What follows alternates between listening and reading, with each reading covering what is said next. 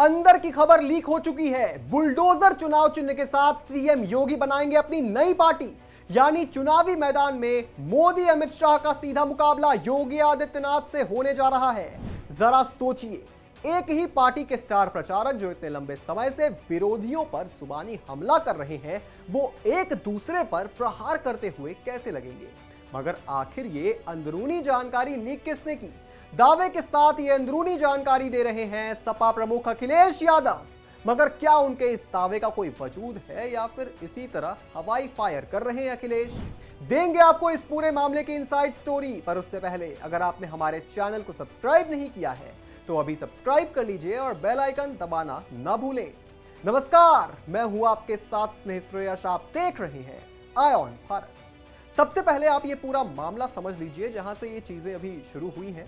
दरअसल अखिलेश यादव ने एक ट्वीट किया जिसमें उन्होंने लिखा कि अगर आप और आपका बुलडोजर इतना ही सफल है तो अलग पार्टी बनाकर बुलडोजर चिन्ह के साथ चुनाव लड़ जाइए। आपका भ्रम भी टूट जाएगा और घमंड भी। वैसे भी आपके जो हालात हैं उसमें आप भाजपा में होते हुए भी नहीं के बराबर ही हैं। अलग पार्टी तो आपको आज नहीं तो कल बनानी ही पड़ेगी। यह ट्वीट ऐसे वक्त में आया है जब चारों तरफ योगी की बीजेपी से मनमुटाव की खबरें चल रही हैं। देखिए, आरएसएस ने भले ही योगी के दोनों डिप्टी सीएम को हड़काकर रास्ते पर ला दिया है, मगर राजनीतिक गलियारों में उनकी नाराजगी की चर्चा अभी तक तेज है। अब जाहिर सी बात है, विपक्ष को इस वक्त योगी कमजोर दिखाई दे रहे हैं। हाल में ही योगी के बुलडोजर पर भी कोर्ट ने ब्रेक लगा दी है। इससे विपक्ष को उन पर निशाना साधने का एक बड़ा मौका मिल गया है। हाल में ही अखिलेश का बेहद विवादित बयान भी सामने आया था जिसमें उन्होंने कहा था कि अगर यूपी में समाजवादी सरकार बनाते हैं तो बुलडोजर का रुख गोरखपुर की ओर मुड़ जाएगा। यह खुली धमकी उन्होंने किसको दी थी, इस पर भी हमने डिटेल वीडियो बना रखी है। खैर, इस पर योगी आदित्यनाथ ने भी जवाब दिया है और कहा है कि बुलडोजर पर हर एक व्यक्ति का हाथ फिट नहीं हो सकता। इसके लिए दिल और दिमाग दोनों चाहिए। बुलडोजर जैसी क्षमता और दृढ़ प्रतिज्ञा जिसमें हो वही इसे चला सकता है। दंगाइयों के आगे नाक रगड़ने वाले लोग बुलडोजर के सामने वैसे ही पस्त हो जाएंगे। अखिलेश यादव ने मुख्यमंत्री योगी के डीएनए वाले बयान पर भी तंज कसा है। उन्होंने कहा है कि योगी आदित्यनाथ को पहले डीएनए का पूरा फॉर्म समझना चाहिए। उन्होंने ये भी सवाल उठाया कि जब बुलडोजर के जरिए लोगों के घर गिराए जाते हैं तो क्या नक्शे की मांग की जाती थी? अखिलेश इस वक्त ये सोच रहे हैं कि योगी कमजोर है। योगी के किसी भी काम का बीजेपी समर्थन नहीं करती है और योगी पर हुए हमले का भी जवाब देने बीजेपी के कोई बड़े नेता सामने नहीं आते हैं, जिस वजह से योगी को खुद ही जवाब देना पड़ता है। चलिए, जिस बुलडोजर के चुनाव चिन्ह की बात हो रही है, जरा आपको उसके बारे में थोड़ी डिटेल देते हैं। सबसे बड़ा सवाल यह है कि क्या बुलडोजर चुनाव चिन्ह बन सकता है?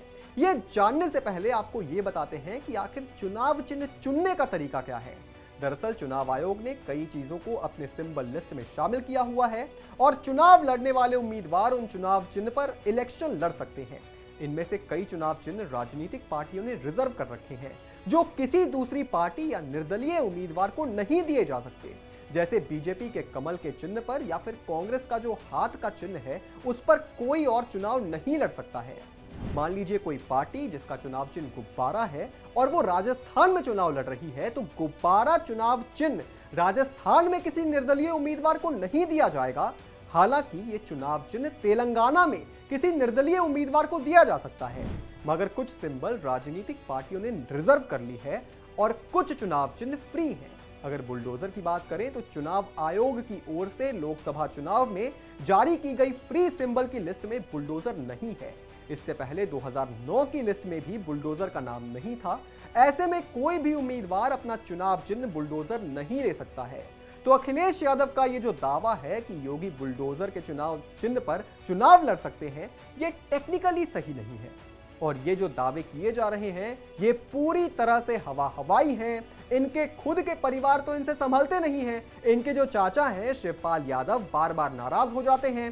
पार्टी में आए दिन बगावत की खबर आती रहती है।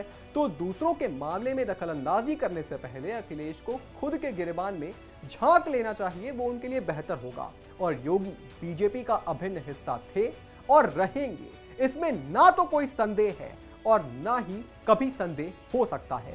इस पर आप क्या सोचते हैं दोस्तों, हमें कमेंट करके जरूर बताएं। और भी तमाम बड़ी खबरों से जुड़े रहने के लिए आप देखते रहिए आई ऑन भारत।